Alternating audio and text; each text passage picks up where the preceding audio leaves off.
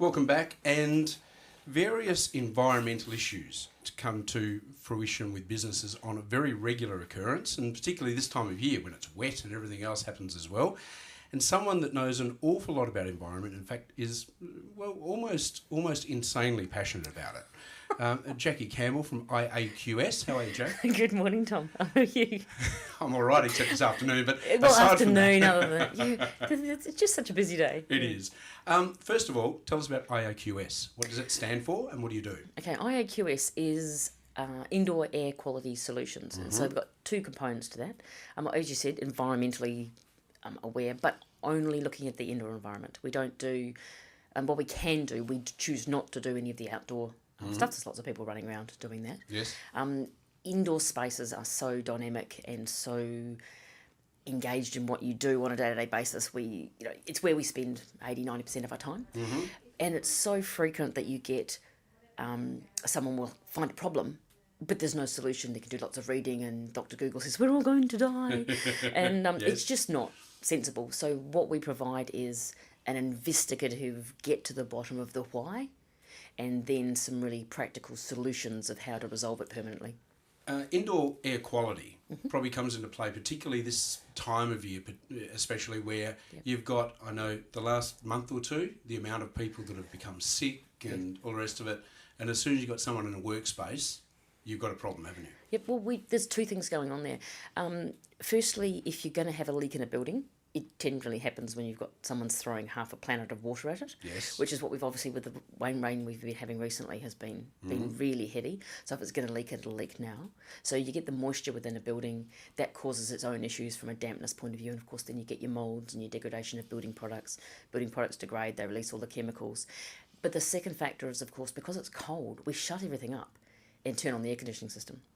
Most air conditioning systems just recycle 80-90% of the air which was in the building, so you concentrate the pollutants as well as adding them to start with. So you're spending more time indoors, you're not ventilating your building, and you've also got other things going on. So it's a bit of a perfect storm, I suppose, as far as indoor air quality goes. Ventilation. How do you go about tackling that? Is it simply just open a window a bit, or is there more to it? Opening a window is always useful. However, if it's pelting rain, Yes. that can be a bit challenging because it adds moist air to your environment as well, which is not ideal. But you've also got office spaces too that actually don't have windows that open. That's very which true. Which creates a problem, doesn't it? That's very true. But with a commercial air conditioning system, there should be at least 10% make-up air under the standard. So it's a case of making sure that outdoor air dampers are open and that you're actually getting that fresh air introduced. But also as an individual, take those breaks, take the time to go outside, go for a bit of a stroll at lunchtime, just change your environment and get some of that fresh air happening.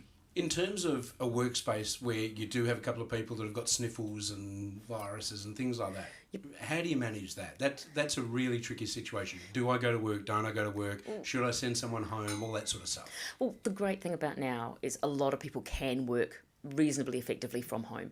So if you try not to cross-contaminate your entire workforce and you do have that option to work effectively from home, then that's a great idea. It keeps your gooblies in your environment and saves you cross-infecting the rest of them. Yes. Also important to look at is how dry your air is within a workplace.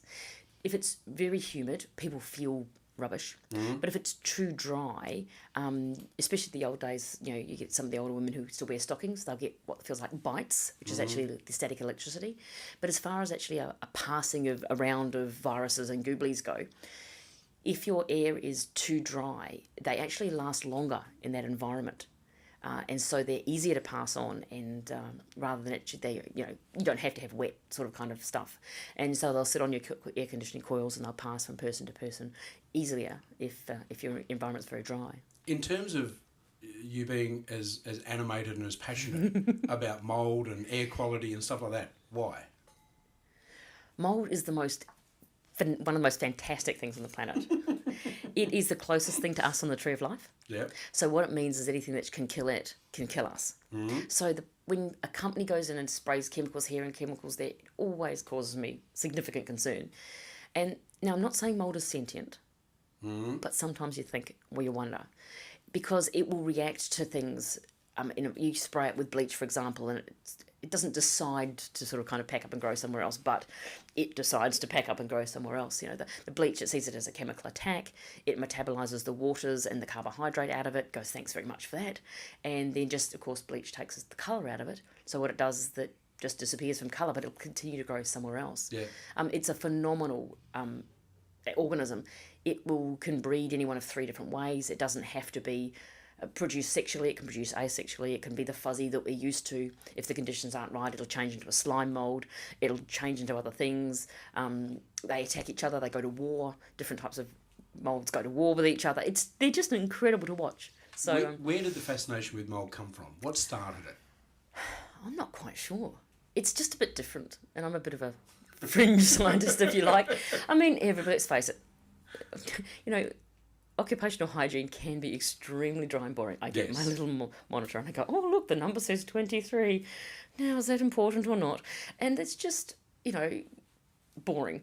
It's like asbestos. Asbestos stays where you put it. You put it in that wall and that's exactly where it stays. Yep. Whereas mould will get up and boogie. It'll get up and it'll go places.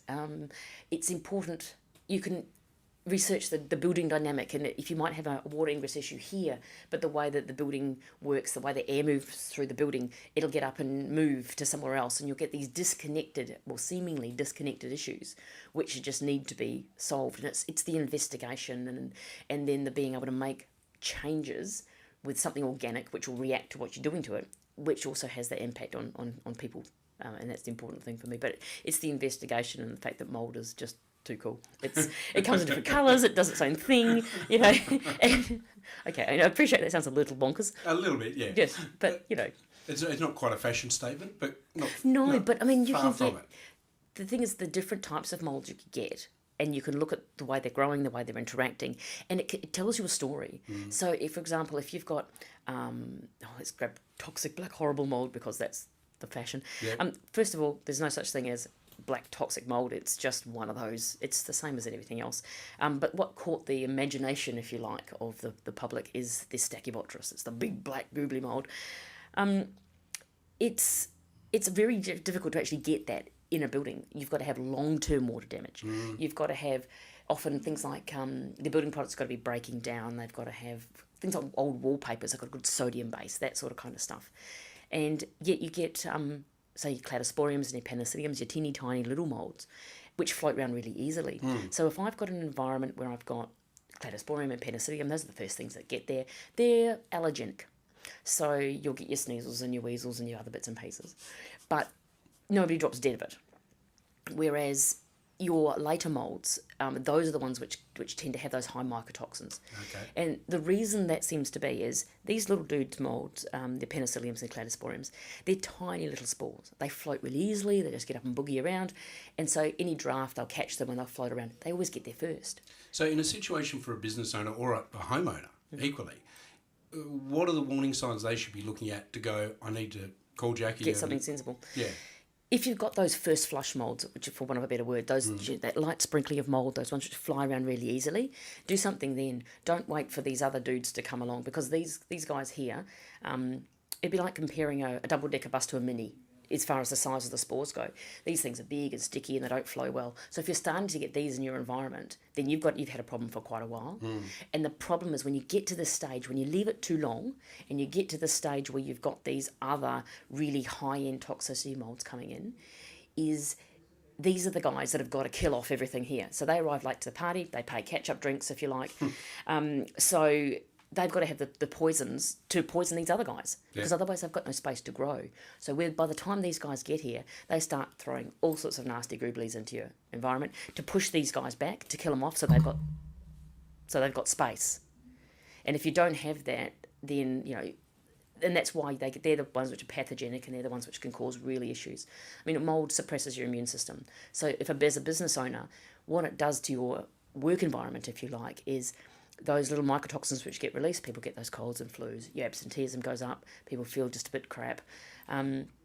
But because the toxins don't necessarily make you directly sick, but they suppress your immune system, then you catch every bug that's flying around.